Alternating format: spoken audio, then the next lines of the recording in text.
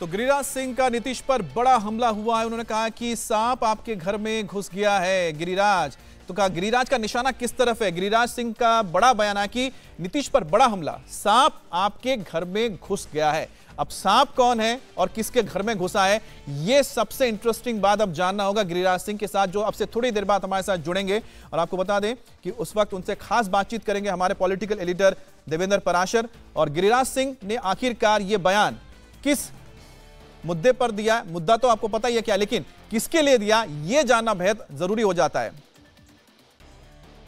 और हमारे साथ संवाददाता आनंद प्रकाश पांडे और साथ ही साथ नीतीश जुड़ गए हैं, जो इस वक्त बिहार में पटना में लगातार नजर बनाए हुए हैं आज के इस खास, आप कह सकते हैं कि शपथ ग्रहण को लेकर, और जो पूरा का पूरा पॉलिटिकल उथल पुथल हो रहा है। नीतीश, सबसे पहले आप बताइए, आप फिलहाल कहां पर हैं और मुझे लगता है शायद आप मुख्यमंत्री आवास के बाहर हैं, और वहां पर किस तरह की हलचल है।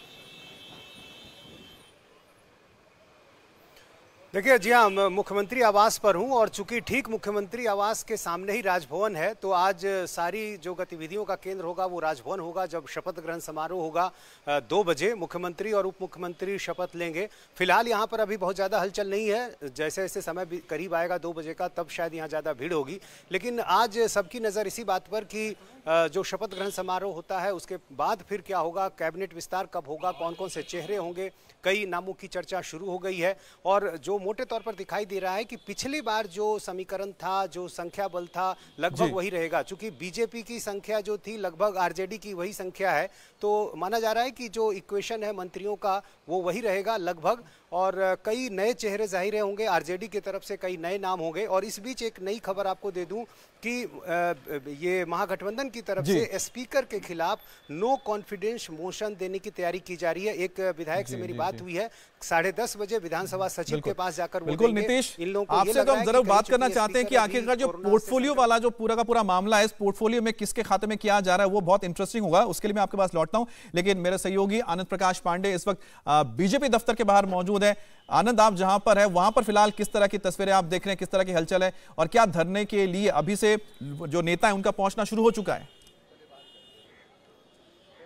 जी देखिए अमित, अमूमन ये होता है कि जब कोई पार्टी सत्ता से बाहर होती है तो उसके पार्टी दफ्तर में सन्नाटा होता है, लेकिन यहाँ तस्वीर उलट है।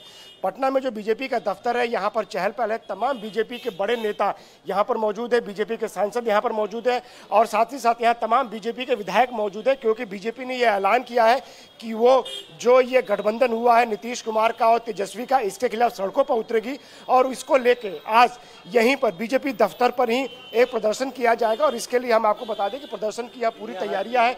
बीजेपी दफ्तर के बाहर बाकायदा टेंट लगाया गया है, जाजिम बिछाया गया है, दरी बिछाई गई है, बीजेपी के झंडे लगाए गए हैं, और अभी तैयारियां चल रही है। अब से कुछ देर बाद आपको इसी मंच पर रविशंकर प्रसाद, गिरिराज सिंह, शाहनवाज हुसैन, तारकिशोर प्रसाद, रेणु देवी समेत तमाम बीजेपी के जो बड़े नेता हैं बिहार के, और जो बड़े नेता हैं दिल्ली में, जो केंद्रीय मंत्री हैं, वो सब आपको यहीं पर बैठे हुए नजर आएंगे। सब यहाँ पर धरना प्रदर्शन करते हुए नजर आएंगे।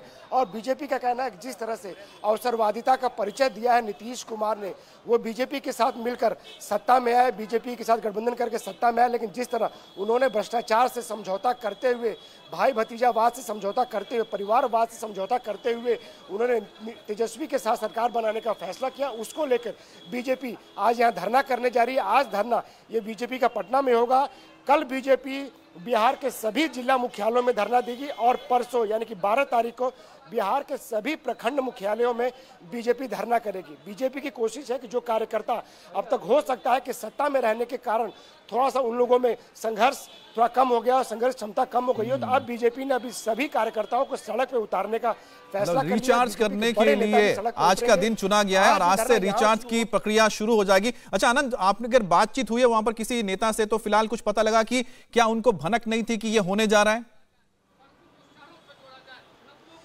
जी देखिए, बीजेपी के नेताओं का ये कहना था कि जब अमित शाह ये कह चुके हैं कि 2025 हम नीतीश कुमार की अगुवाई में लड़ेंगे, 2024 में हमारा गठबंधन रहेगा, इसके साथ साथ यहाँ पर तमाम जो बीजेपी के नेता हैं वो कहते रहे हैं कि हम नीतीश के साथ हैं, और हमने ज्यादा सीटें होने के बाद ही उनको मुख्यमंत्री बनाया। तो ऐसे में अगर ये नीतीश कुमार फैसला लेते हैं, जिनको बीजेपी ने, आनंद एक बहुत ही इंटरेस्टिंग बयान आया है, जरा बयान हम दर्शकों को सुना देते हैं। और आपको पता है बयान जो दिया है केंद्रीय मंत्री गिरिराज सिंह ने दिया है, उन्होंने क्या कहा सुनिए, उसके बाद उसके मतलब को भी हम समझेंगे। आप जो कहेंगे कुछ नहीं कहूंगा कि जो भतीजा ने कहा था आज वो जगजाहिर फिर से हुआ। क्या जगजाहिर हुआ? जो आपका चैनल चला रहा है पलटू राम, हमने तो कभी नहीं कहा। हमने नहीं चलाया। आप मानते हैं कि नीतीश कुमार पलटू राम है? हम नहीं मानते हैं या मानते हैं, यही तेजस्वी जी ने कहा और लालू जी ने कहा ये सांप हैं, हमने नहीं कहा।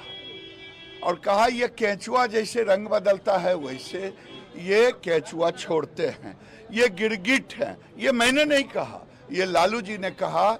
इनके ऊपर महत्वाकांक्षा सवार है पीएम मटेरियल का और उनको लगता है अब नहीं तो कभी नहीं। क्या लगता है दादा, क्या गड़बड़ी हो गई?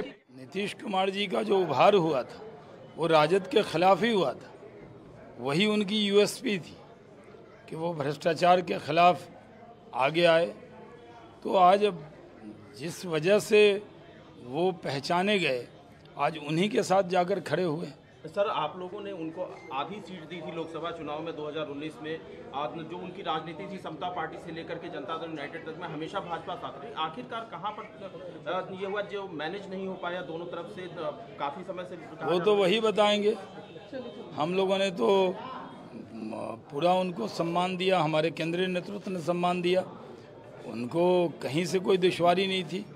किस तरह से उन्होंने अपनी स्थिति को राजद की तरफ किया, ये क्या मजबूरी थी वो तो उनको बताना है। तो अब सर आपकी स्ट्रेटजी क्या रहेगी इस पार्टी की? आप अकेले आप लोग हम मजबूत विपक्ष की भूमिका निभाएंगे और लोकसभा के चुनाव में 40 की 40 लोकसभा सीट जीते, इसके लिए अभी से ताकत लगाएंगे। हमारे साथ शाहनवाज हुसैन जी हैं सर। आज तो आपने यहाँ पर शाहनवाज हुसैन को चुना, जो कि वहाँ पर आपको बता दें कि कॉमर्स मिनिस्टर रह चुके हैं, इंडस्ट्री के मिनिस्टर रहे। उन्होंने कोशिश की थी कि इंडस्ट्री का वहाँ पर एक बार फिर से पुनरुत्थान हो, लेकिन उससे पहले आपको बता दें सरकार तो चली नहीं।